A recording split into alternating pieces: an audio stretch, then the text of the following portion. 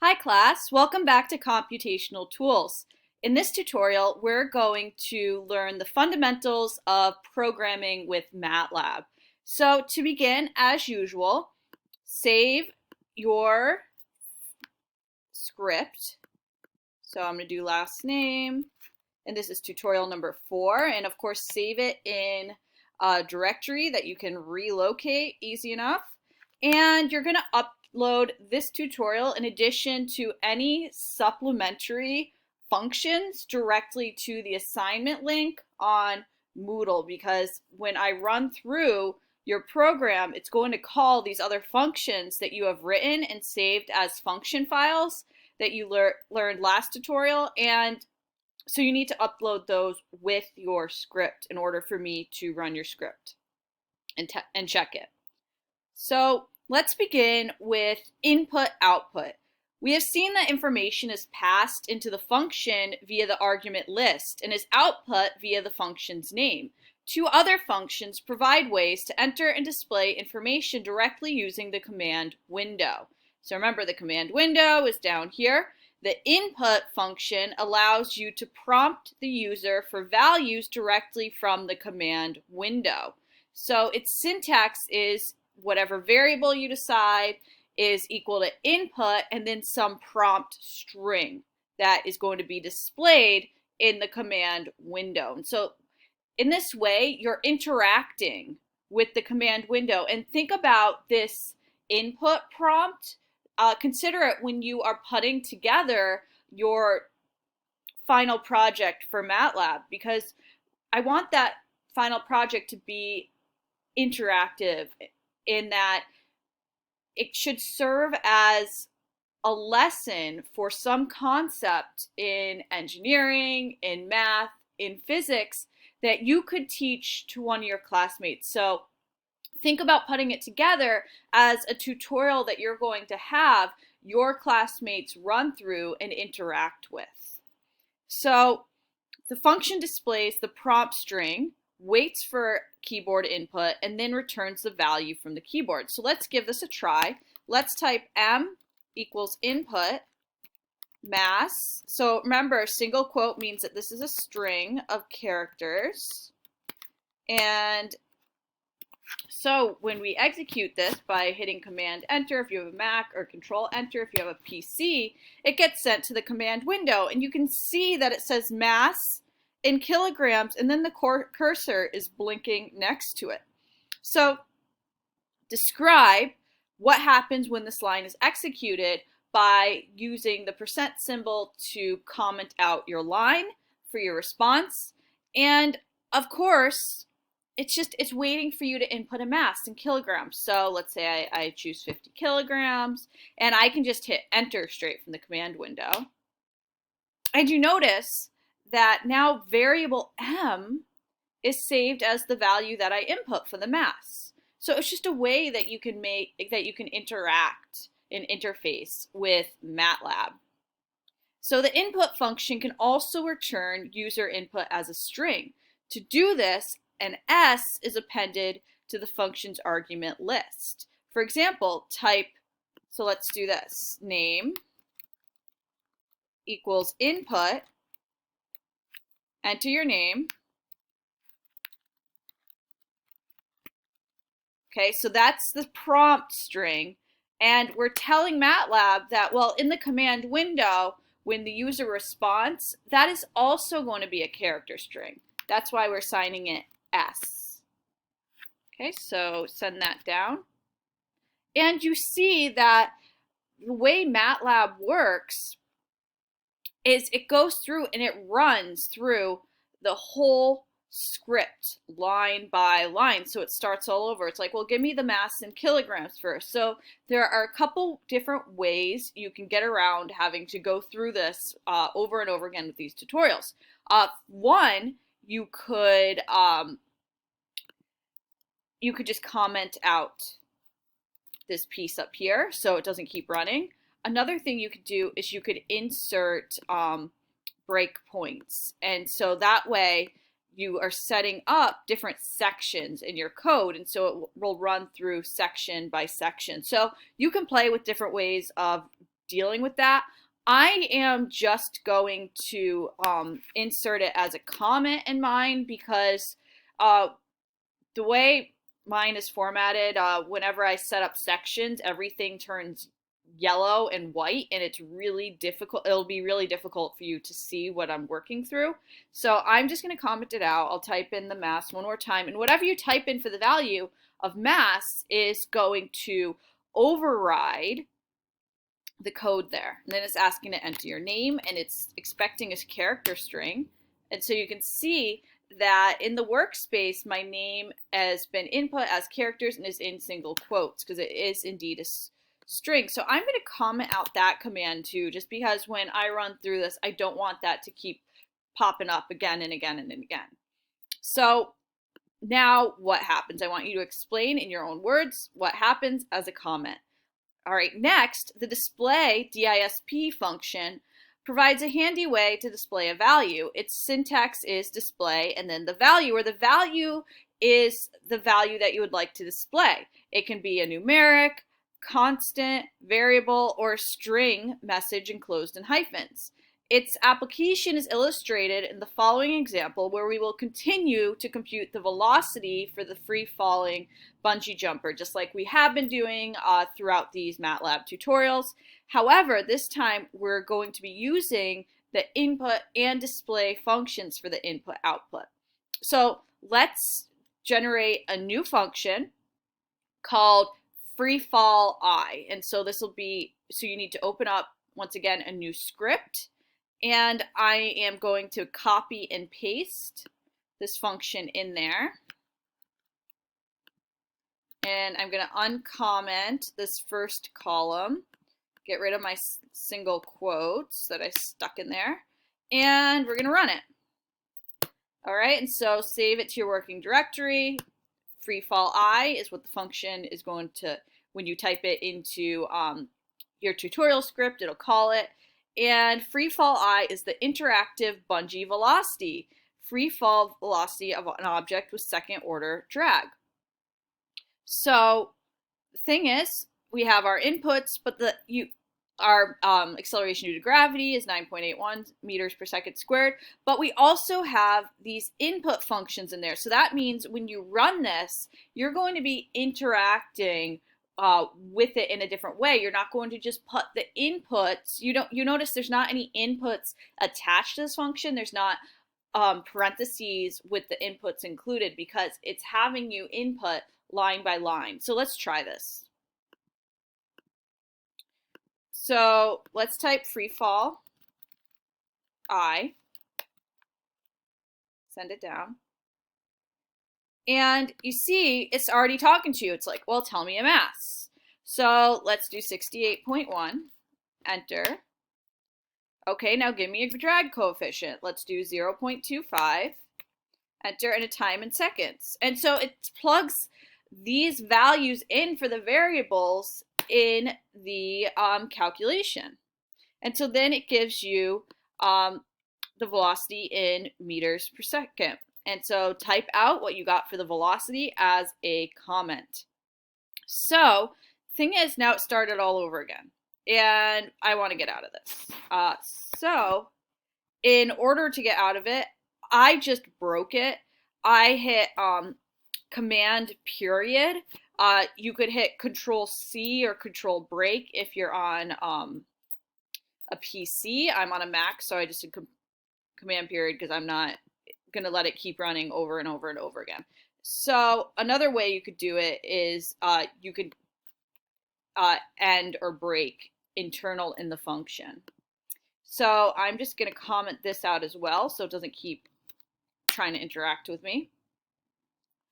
And the thing is, when you put together your final projects, in a couple tutorials, we're going to be working more closely with LiveScript. And you've been working a bit with LiveScript on your quizzes. And so I would recommend using LiveScript for your final projects, and it's much easier to break components into sections in LiveScript. So keep that in mind, and we'll have a tutorial using it on tutorial 6. but for now we're still going to be working directly in these traditional script.ems because they're more widely used still in engineering. Now, let's look at the fprintf function, which provides additional control over the display of information. A simple representation of its syntax is fprintf, the format, the x, which is your variable, and then the operation, so any other like formats you want to insert or any other instructions. And the thing is, it's much easier to get a sense of how this works just through an example. So let's do an example. And so suppose that the variable velocity has a value of 50.6175 meters per second. To display the value using 8 digits with 4 digits to the right of the decimal point along with a message, the statement along with the resulting output would be this fprintf function, and we're going to have it say it's going to display a character string. We're going to tell it to display a character string that says the velocity is, and then this percent with the 8.4. So this is a format code. And what we're doing is we're saying, well, we're going to use 8 digits, and we're going to have 4 digits to the right of the decimal point. And we're going to output meters per second. And then this backslash n would be telling us, well, now we're going to go on to a new line, and we're going to show the velocity. So run this.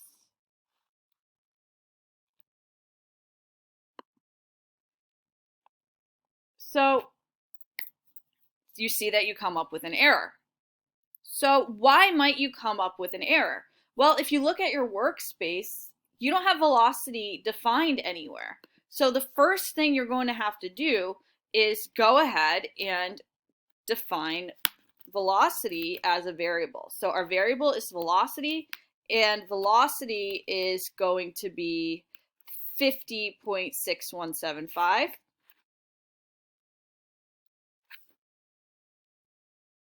All right, so now it's saved, okay, because it didn't save it when you ran it internally. All right. And so now we can go through our fprintf, and we have the velocity is, so we have the velocity is equal to 50.6175, and I noticed on this line here, I left out the f after the 8.4. So now let's try to run this, and you can see that the velocity is 50.6175 meters per second. So it gave you 4 digits to the right of the decimal. So let's explore how the format string works. MATLAB starts at the left end of the string and displays the labels until it detects one of the symbols, the percent or the backslash. In our example, it first encounters a percent and recognizes that the following text is a format code, which allows you to specify whether numeric values are displayed in integer, decimal, or scientific format. After displaying the value of velocity, MATLAB continues displaying the character information, in our case the units, meters per second, until it detects the symbol backslash. This tells MATLAB that the following text is a control code. The following table gives common codes employed with the fprintf function. So %d is integer format, %e is scientific format with lowercase e, %f, which we were using, is decimal format, %g is the more compact of either %e or %f. And so then we have our control code, so \n is to start a new line, \t is to tab. And if you want to learn more about the function, you can go ahead and type help fprintf in the command window. The fprintf function can also be used to display several values per line with different formats. for example, let's try again. Let's do f print f. And so then we're going to have the single quote, percent 5d, percent 10.3 f, percent 8.5 e, backslash n, comma, 100, 2 times pi, and pi. Okay. So when we run that, you see that we have 100 is output in integer format. And then we have 2 pi is output in decimal format with 3 digits to the right of the decimal. And so here's what's going on. So we told it that it takes up 10 digit spaces overall, whereas for the percent 5d for decimal, for integer, what happened is it set up 100 taking up 5 spaces overall as if it had 5 digits, where in fact it only has 3. And so there's 2 spaces before the 100, and then there's going to be 9 extra spaces before the 6 because we told MATLAB that overall this value should be 10 digits. Sorry, 1, 2, 3, 4. There's going to be 6 extra spaces before the 6. And then for the last one, we're saying, well, overall there should be 8 digits, and we're going to do scientific format with lowercase e, and then we backslash n tells us to go to a new line. So fiddle around, play, try to see what happens if you change percent 5d to percent 10d. If you change it to different formats, I want to see you play with this a little. And fprintf can also be used to display vectors and matrices. So let's create an M file called fprintdemo. And we're going to input the following function, which enters 2 sets of values as vectors. These vectors are then combined into a matrix, which is then displayed as a table with headings. So open up a new script, and we're going to copy and paste this fprintdemo function into it.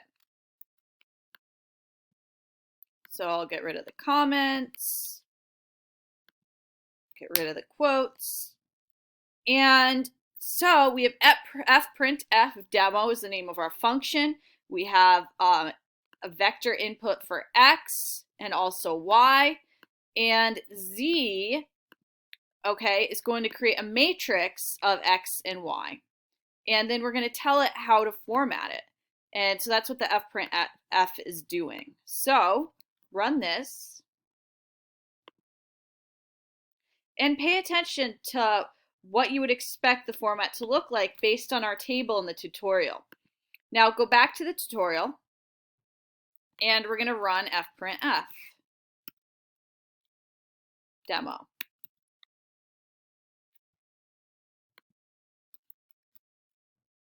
And you can see that the output was a matrix with header x and y. Okay, so it's showing x and y because we told it to. Okay, so that's the header, and then it's starting a new line. So this is a way of generating a table, one way. There are several different ways of generating a table in MATLAB. And so then we're telling it the format. Okay, so we're going to have 5 digits overall for x, all right, and it's going to be in integer format. And so it's going to take up 5 spaces. Okay, so there's 5 spaces before there's 4 spaces before the 1. Okay, so that's why it's kind of tabbed over, whereas we actually input the spaces into our first fprintf line with the x and y. And then the second one, right, is going to be in decimal format with 3 digits to the right of the decimal point. and it's going to take up 10 digits overall. So 1, 2, 3, 4, 5. So there's going to be 5 spaces once again before the y. All right, so you can also play with that function and change it up a little bit. And now let's go through creating and accessing files. MATLAB has the capability to both read and write data files. The simplest approach involves a special type of binary file called a mat file, which is expressly designed for implementation within MATLAB. Such files are created and accessed with the save and load commands. The save command can be used to generate a mat file holding either the entire workspace or a few selected variables. A simple representation of its syntax is save, the file name, and then each variable that you want to save. So variable 1, 2, all the way up to some variable n, so however many you want. This command creates a mat file named filename.mat that holds the variables variable 1 through variable n. If the variables are omitted, all the workspace variables are saved by default. So if you don't actually list which variables you'd like to save to file, it's just going to save your entire workspace. The load command can subsequently be used to retrieve the file. And so then you can load your file name for all your variables, that whatever you wanted to call it, or that workspace that you saved. And so it retrieves the variables from the filename.mat, it's a .mat file. As was the case with save, if the variables are omitted, all the variables are retrieved that were in your workspace that you saved.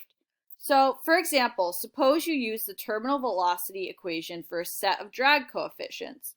And so we're defining G, M, T, and we have our series of drag coefficients, which is a vector, and we have our equation for velocity. So I'm going to copy and paste this and uncomment it. We have our function for velocity, our formula. So here's CD is our vector of drag coefficients. And you can see that it's going to be a column vector. That's why it's primed. And so then our equation for velocity. And you notice that there's a dot preceding each division, multiplication, because what you're doing is we're doing this for each, we're running through this velocity equation for each element of the drag coefficient vector. And so your output is also going to be a vector. So for vector operations where you want a vector as an output in MATLAB, you have to use these dots before multiplication, division, power, addition and subtraction, just you don't need it before then. Those work fine as is. So let's run this. All right, and so it's saved all of this to your workspace. And you notice that V now is a vector, right? So this is vector output for each of these drag coefficients. And you can then create a file holding the values of the drag coefficients and the velocities.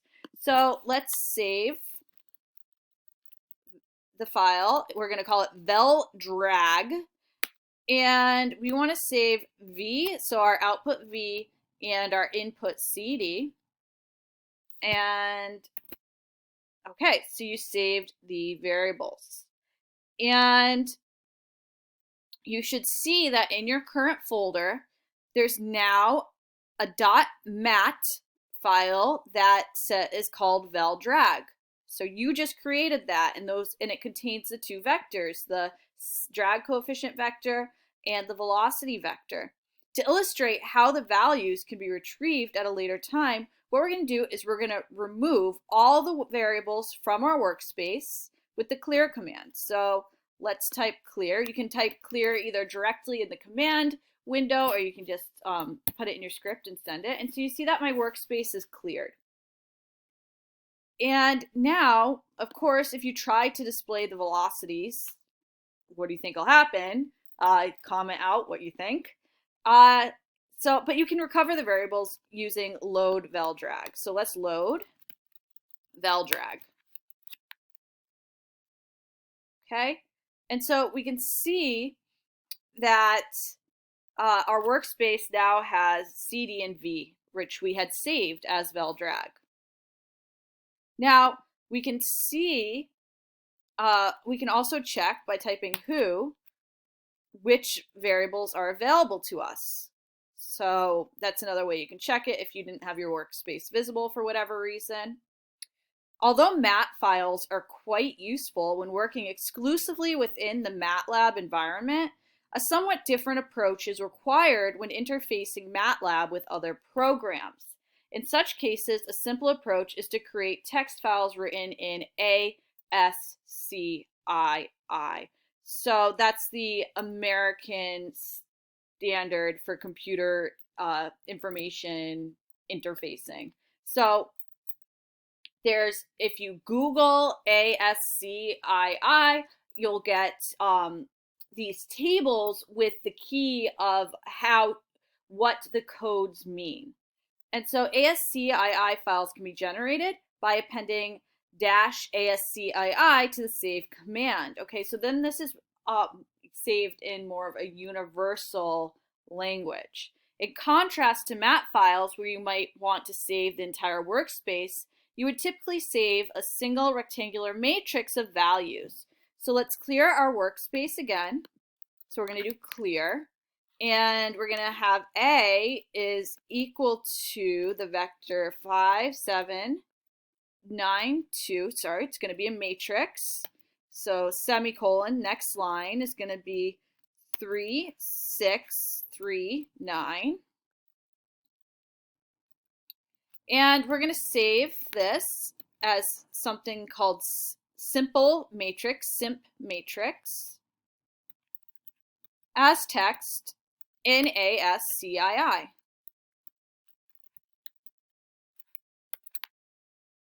Okay, so now you see that simpmatrix.txt is saved in your current folder.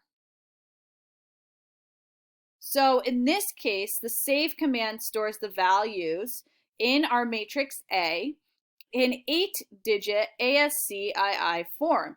If you want to store the numbers in double precision, just append ASCII double. In either case, the file can be accessed by other programs such as spreadsheets or word processors. So you can try opening the file we just saved in a text editor. So go ahead, open it in a text editor, check out what it looks like. Another way you can read the values back into MATLAB would be load. So let me clear again.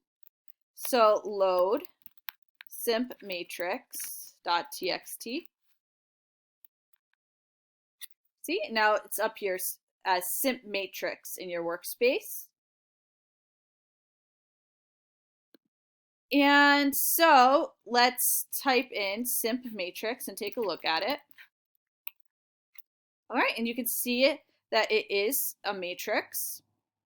We could also use the load command as a function and assign it to a value. So we can say, let's call variable A is going to be equal to our load function, loading the simple matrix. So now A is, once again, that matrix. And it doesn't work if you do typos. There you go. The foregoing material covers but a small portion of MATLAB's file management capabilities. For example, a handy import wizard can be invoked with the menu selections. So another way, of course, you can do this is looking at your ribbon at the top. If you go to the home selection, you can import data just by clicking and then clicking your file and importing it that way as well. So you can still use the point and click method, or you can type directly into the command window or into your script and send it to the command window. So now let's look at structured programming in MATLAB. The simplest of all M files perform instructions sequentially. That is, the program statements are executed line by line, starting at the top of the function and moving down to the end. Because a strict sequence is highly limiting, all computer languages include statements allowing programs to take non-sequential paths. These can be classified as follows. 1. decisions or selection. So that is a branching flow based on decision. All right, so you are at a fork in the road. You can go left at the fork or right off the fork. And based on which path you choose, you have different options for directions, and you may come to another fork or another series of turns you may take, another series of decisions. So we're moving through a decision tree when we use decisions. Loops are also known as repetition. So this is the looping flow. And so it allows statements to be repeated a certain number of times. So we use this a lot in like iterative processes. So with decisions, we use the if structure. So the if structure allows you to execute a set of statements if a logical condition is true. So the general syntax is you have if, and then your condition, and then your statements, and end. So very simple. So we're starting simple, and this can get wildly complicated. So the condition is a logical expression that is either true or false. So it has a binary output, a 0 or a 1. For example, here's a simple M file to evaluate whether a grade is passing. So we're going to open up a new script, and we're going to create this grader function. So copy and paste that in there.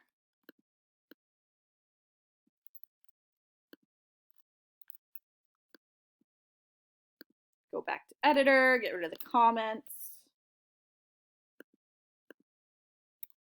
So you can see that the function is called grader.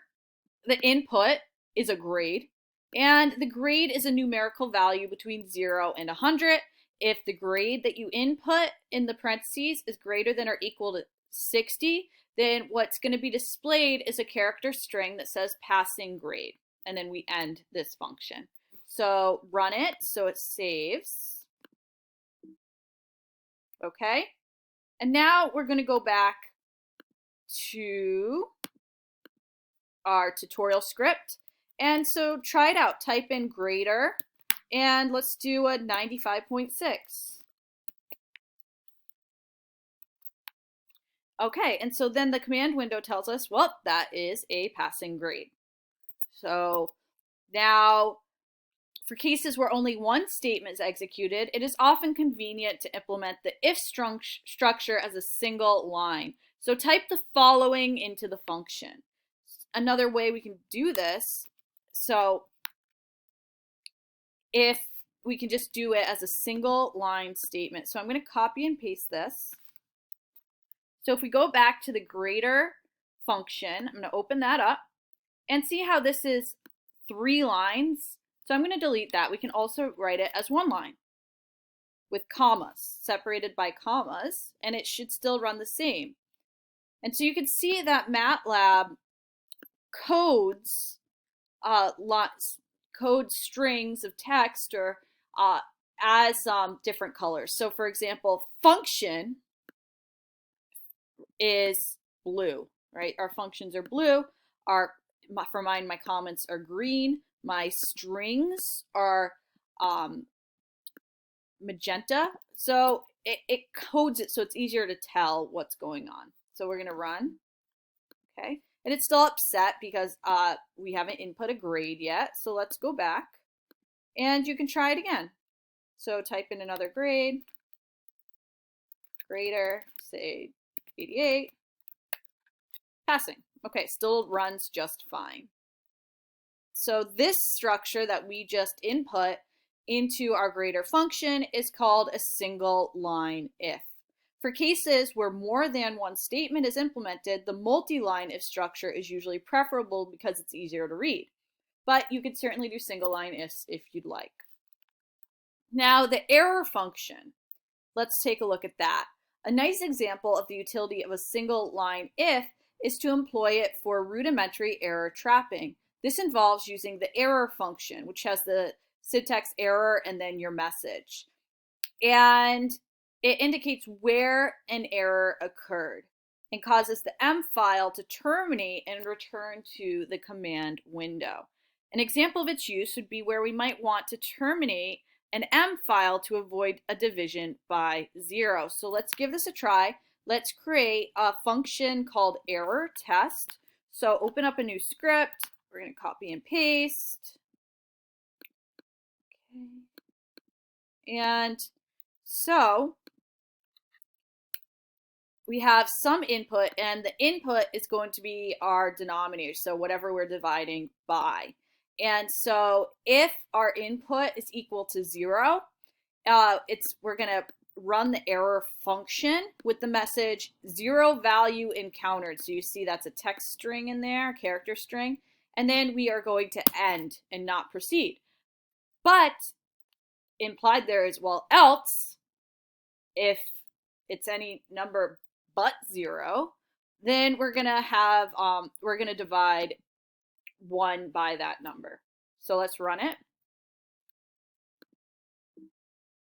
Okay, go back, and so now let's try it. Error test 10.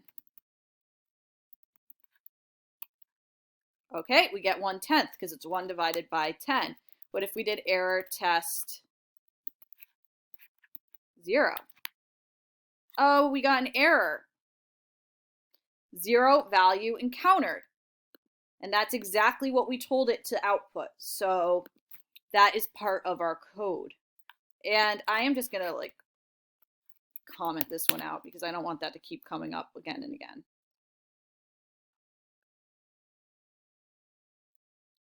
Now let's look at logical conditions.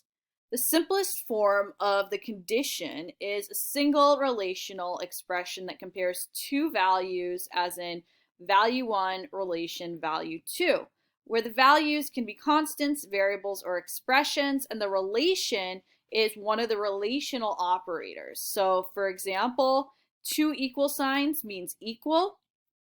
The tilde equal means not equal. Less than caret is less than, greater than caret is greater than, less than equal is less than or equal to, greater than, and then the equal sign is greater than or equal to. MATLAB also allows testing more than one logical condition by employing logical operators. So here are the logical operators. The tilde means not. So if we say not true, our output would be false.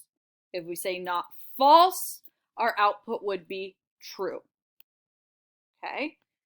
And is used to perform a logical conjunction on two expressions. So expression 1 and expression 2.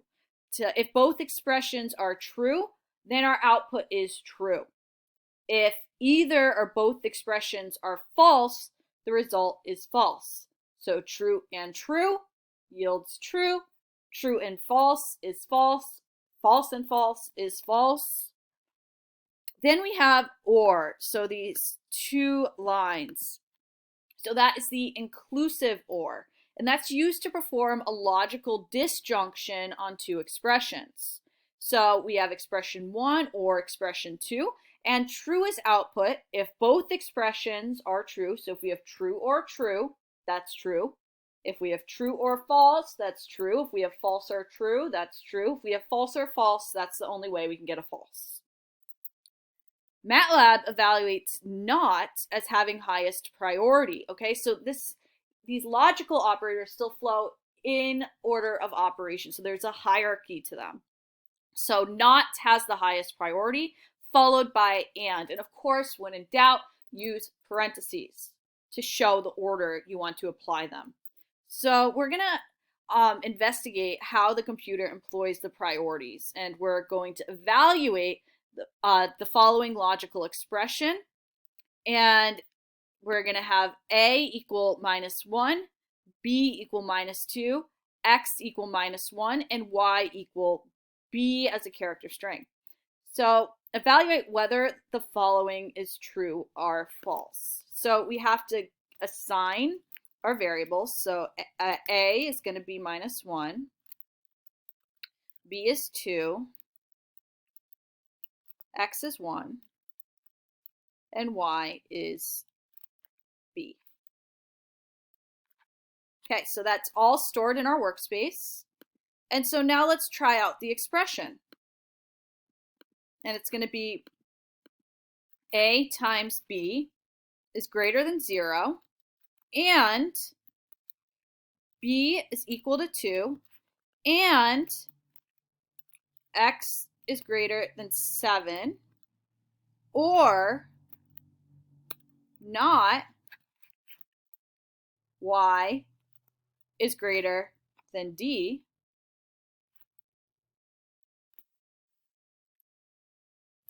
Okay, and so we get a logical output as either 1 or 0.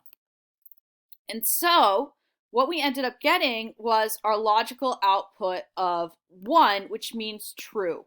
So we got out that this statement is true. And now let's break the above statement into parts and show whether this makes sense in steps. So I'd like you to comment out the steps, right?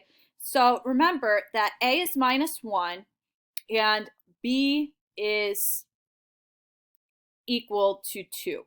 So -1 times 2, okay?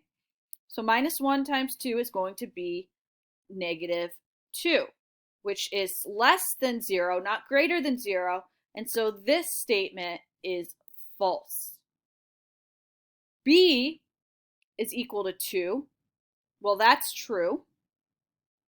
X is greater than 7. That's false. So we have false and true and false. So this left-hand side before the or is false. So remember, or is lowest priority. So let's move on to the next piece. So inside the parentheses first, we have Y is greater than D. So Y is greater than D. Is B greater than D? That is false. However, now we apply a not. So this is not false, which is true. So if we just look at either side of the or, we have false or true. And so our output is a logical one, which is true. So yes, it makes sense. So describe that as comments below. Now let's look at the if-else structure. If-else allows you to execute a set of statements if the logical condition is true and to execute a second set if the condition is false. Its general syntax is the if condition followed by the statements, else followed by the statements, and then end, for example. We also have the it's if-else if structure. And so it often happens that the false option of an if-else structure is another decision. This type of structure often occurs when we have more than 2 options for a particular problem setting. For such cases, a special form of decision structure, the if-else if, has been developed. So we have if, condition 1, and then we have the statements. And then we have our second set, else if, we have another condition and statements, else if, and you can keep going on and on with these else ifs, and then your last one is always going to be else. And so we're going to practice with this in a little bit, but let's first look at if structures in general. We're going to run through an example. For a scalar, the built-in MATLAB sign function returns the sign of its argument. And so for the following, we're going to evaluate how it works. So the output is either going to be -1 for a negative, 0 for neither, or +1 for a positive. So let's try sine 25.6. All right, and that is, we get 1 as an output because that is indeed positive. If we try sine -0.776, well, our output is -1, that is a negative, that makes sense. And then sine 0 is, of course, 0. So now let's develop an M file to perform the same function. And If structure can be used to return 1 if the argument is positive. So we're going to call this function my sine x. So we're going to build it in stages here. So let's open up a new script. And we're going to start building our my sine function. So we're going to, basically our goal is to create a function that does the same thing as the built-in sine function. All right, so we're just going to learn how this works. So for now, all we're going to do is we are working on the positive aspect. So if x is greater than 0, if our number is greater than 0, we're going to output 1. So run this. Go back to your tutorial. So run my sine 25.6. Okay, good. But, well, it handles positive numbers correctly. But what happens if we stick in negative or 0? Oh, well, it's still giving us, it's not doing anything. Okay? So it doesn't work for negatives or 0. So we have to tell it what to do. I just deleted that line because it's problematic. Although the function handles positive numbers correctly, if it is run with a negative or 0 argument, nothing is displayed. To partially remedy this shortcoming, we're going to add an if-else structure. Okay, so let's keep building. So over your previous my sine function, I want you to paste this up, copy and paste this updated version, where now we have if x is greater than 0. If that's true, our sine is going to be 1. Else, so for anything else, sine is going to be minus 1. So going back. So let's try it with my sine minus 0.776. Great, we got minus 1. That works. Now, there's one more piece that is not going to be handled properly. So what happens if you do my sine 0? Well, that didn't work out.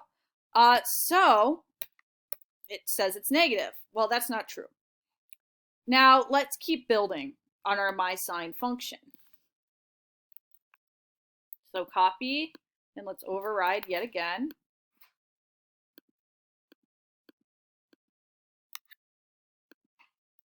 So now we have if x is greater than 0, the sign is 1. If x is less than 0 is true, the sign is minus 1. And if for anything else, which the only other option there is 0, then our sign is 0. So run that, go back, and now our function, it works, it operates just like the built-in sine function in MATLAB. We did it, yay, it handles all possible cases. So let's just try to verify. We're going to type in my sine 0. Good. Now let's explore the switch structure. Switch is similar in spirit to the if-else-if structure. However, rather than testing individual conditions, the branching is based on the value of a single test expression. Depending on its value, different blocks of code are implemented. In addition, an optional block is implemented if the expression takes on none of the prescribed values. It has the general syntax: switch, test expression, your case, value 1, statements, case values 2, statements, and then otherwise, and your otherwise statements, and of course then you have to end it. So here's an example for a function that displays a message depending on the value of the string variable grade. So we're going to run this function, and we're going to run it just directly in our script, in our tutorial script. So copy and paste that. I'm going to highlight it and get rid of the first comment column, single quotes. Okay, so what happened is our grade is B. And so we're going to switch grade with some other display. So if grade is equal to A, our display in the command window is going to come up as excellent. Our second case, B, if B is entered, it's going to display good in the command window. If C is entered, it's going to display mediocre. If D is entered, it's going to display whoops. If F is entered, it's going to display fail. And then otherwise, it's going to be confused and it's going to display huh. Okay, so that's one way we can do it. And so you could try to enter something else for grade and see what happens. So let's say grade equals D.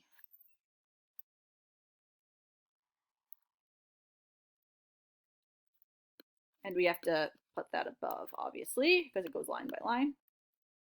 So if we did grade equals D, then we get whoops.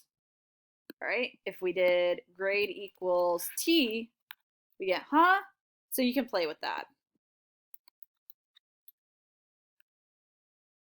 Now let's look at the variable argument list. MATLAB allows a variable number of arguments to be passed to a function. This feature can come in handy for incorporating default values into your functions. A default value is a number that is automatically assigned in the event that the user does not pass it to a function. MATLAB has a function called nargin, that's the number arguments, that provides the number of input arguments supplied to a function by a user. It can be used in conjunction with decision structures like if or switch constructs to incorporate default values as well as error messages into your function. So let's apply this to our free fall function.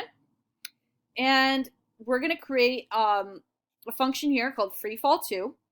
And so let us copy and paste this whole thing, it's pretty long, into a new script.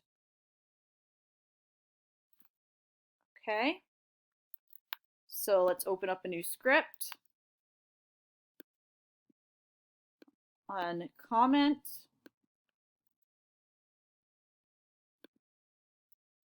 Okay. So our function is called freefall2. Our inputs are time, mass, and drag coefficient. And if we leave out, for example, and only put in time and mass and don't designate drag coefficient value, then the default that it's going to be used is 0.27 kilograms per meter. And so this is running through different cases. So you can switch the number of arguments. Case 0, so if you have 0 input arguments, the output in your command window is going to be an error that you must enter time and mass. Next case, if you have 1 input argument, it's going to read that as time. And it's like, well, that's not enough. We can't do anything with that. It's going to say, well, you must enter mass. And if you have 2 input arguments, then your drag coefficient is going to be the default 0.27. And otherwise, it's just going to run through with the 3 input arguments you provide. And it's going to use 9.81 as the acceleration due to gravity. And it's going to use our velocity equation that we've been working with. So run this. And give it a try. So play with it a little bit. Describe to me what is happening as comments as you work through it. Now let's look at loops. As the name implies, loops perform operations repetitively. There are 2 types of loops depending on how the repetitions are terminated. A for loop ends after a specified number of repetitions. A while loop ends on the basis of logical condition. So let's also look at the for and structure.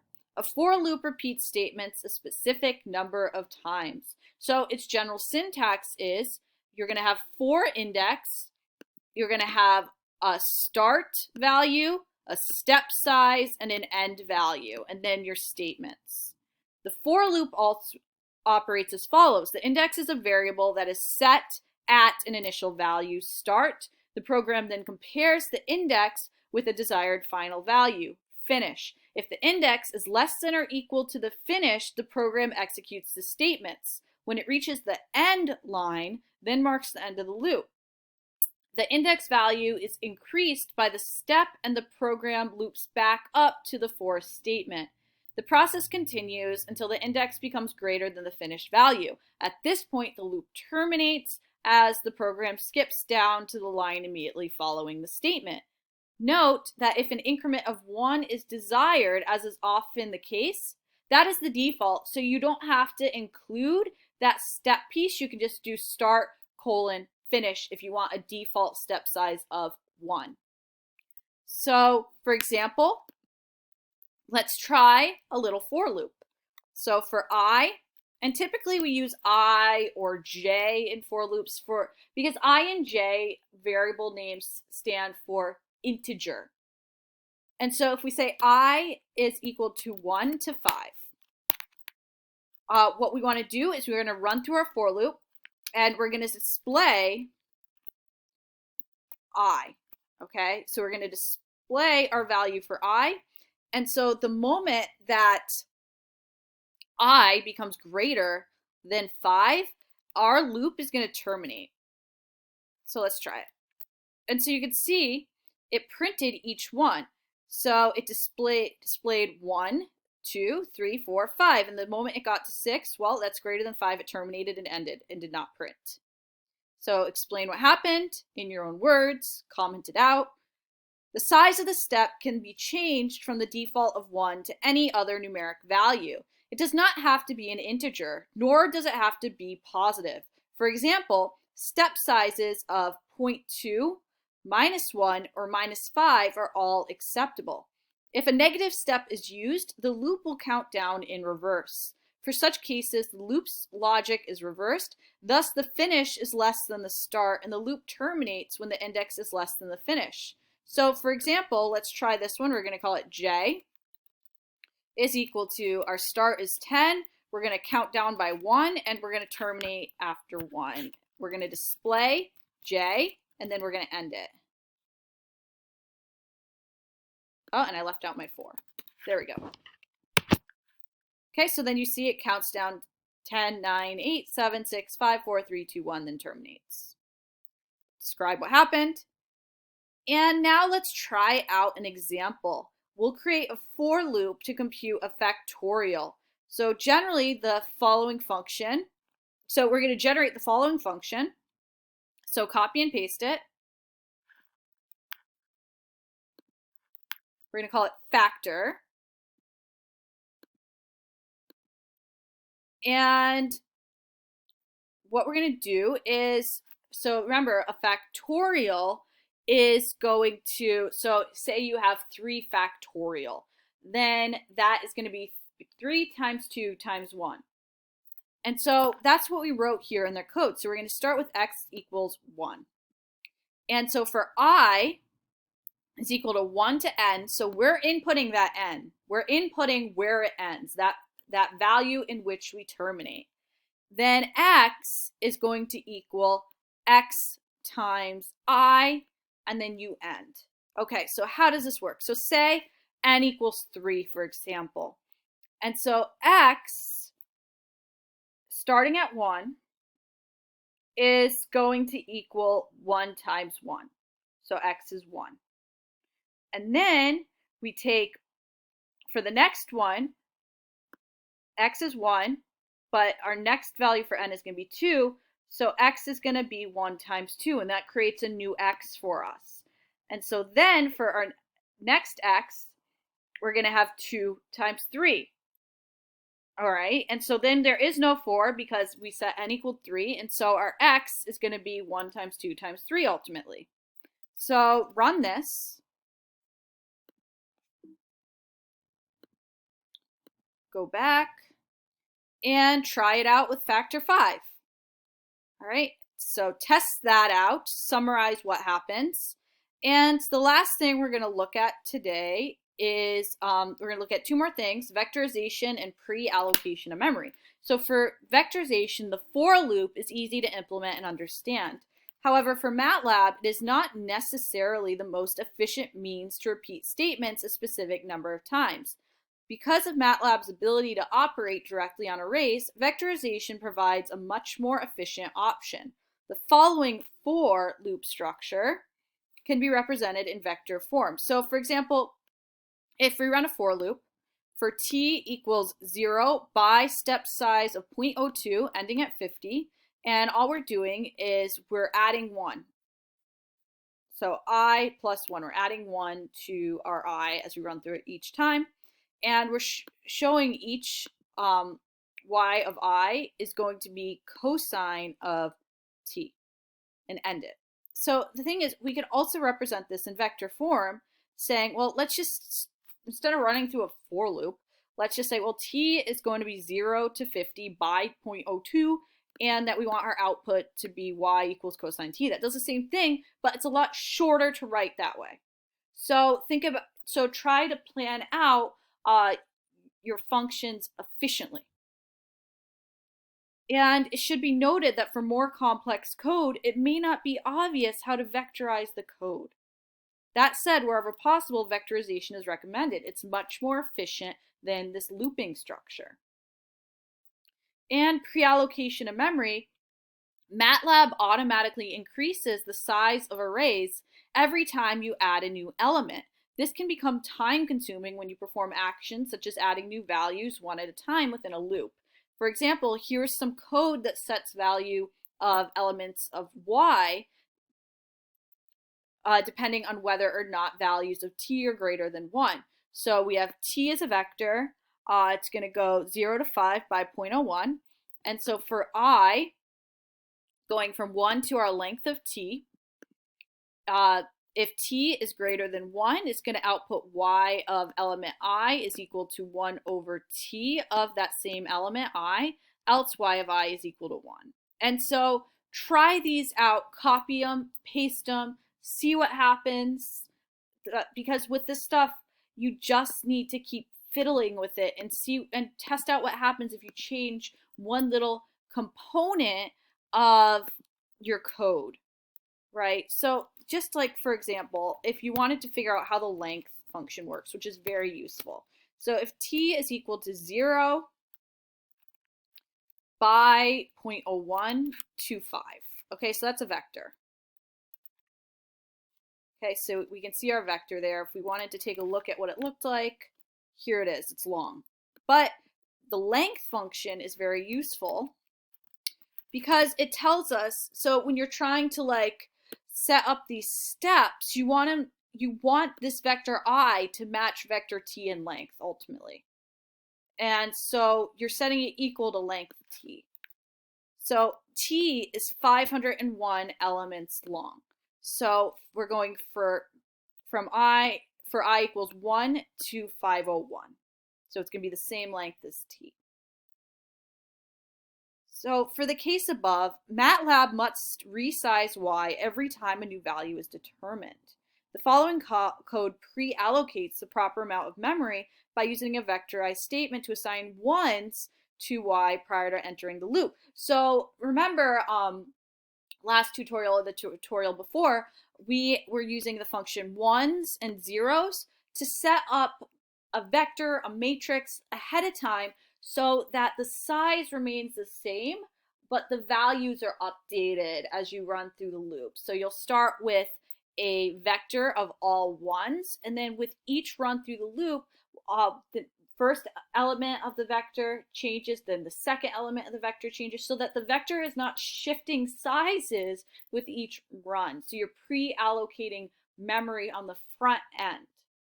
So this ends up being, once again, more efficient, a more efficient way of programming. And so you're only sizing the array once. And so ending with the while structure, a while loop represents repeats as long as a logical condition is true. So its general syntax is while, the condition, statements, and then you end it. The statements between the while and the end are repeated as long as the condition is true. So looking at a simple example, x is equal to 8. So while x is greater than 0, okay, so as long as x is greater than 0, so starting with x equal to 8, well, yeah, 8's greater than 0. Let's continue. So then our new x is going to become 8 minus 3. Our new x is 5. So we're going to display 5. And so now while 5 is greater than 0, yeah, we're still good. Our new x is going to be 5 minus 3 is 2. So we display 2. All right, well, 2 is greater than 0. Great, we can keep going. Our new x is equal to 2 minus 3. Uh-oh, our x is minus 1. Minus 1 is not greater than 0. So now our statement, our condition, our while condition terminates. All right, so describe what happens there. And we can use break. We can to also terminate it. Although the while structure is extremely useful, the fact that it always exits at the beginning of the structure on a false result is somewhat constraining. For this reason, languages such as Fortran 90 and Visual Basic have special structures that allow loop termination on a true condition anywhere in the loop. Although such structures are currently not available in MATLAB, their functionality can be mimicked by a special version of the while loop. The syntax of this version, called a while break structure, is shown below. So you have your while, your condition, statements, if condition, and then you can break and end. So it's doing it at the end rather than at the top. So at the bottom instead of the top. So break terminates the execution of the loop, and so it moves down. Okay, and so it could keep going with something else, or if you specify end, it ends. Thus, a single line if is used to exit the loop if the condition tests true. Note that as shown, the break can be placed in the middle of the loop. So in other words, with statements before and after it. Such a structure is called a mid-test loop. So try out the examples, continue through this, test out the pause command, and then try to break. And that's all for this tutorial. And next tutorial, we're going to get into the nested structure that MATLAB uses in if it's, for example, if-else statements. And we're going to keep on practicing creating some simple functions. Well, actually, they're going to get a little more complicated as we move on with time. So until next time, take care.